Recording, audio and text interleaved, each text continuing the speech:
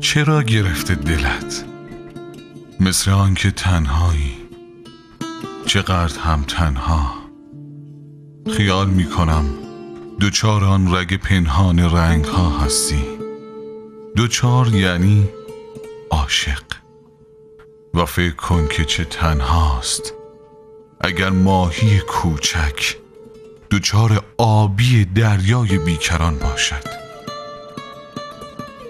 همیشه فاصله‌ای هست، دوچار باید بود.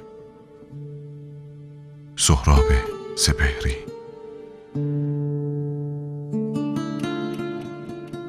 نمیدانم چه میخواهم خدایا، به دنبال چه میگردم شب و روز.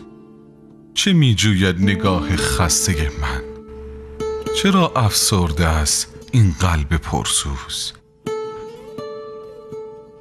ز جمع آشنایان میگریزم، به کنجی میخزم آرام و خاموش. نگاهم غوطه ور در تیرگی هاست، به بیمار دل خود میدهم گوش.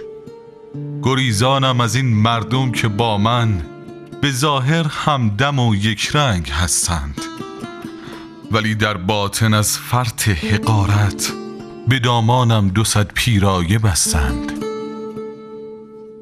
از این مردم که تا شعرم شنیدند، به رویم چون گلی خوشبو شکفتند، ولی آن دم که در خلوت نشستند مرا دیوانه‌ای بدنام گفتند. دل من، ای دل دیوانه من که میسوزی از این بیگانگی ها، مکن دیگر ز دست غیر فریاد، خدا را بس کن این دیوانگی ها.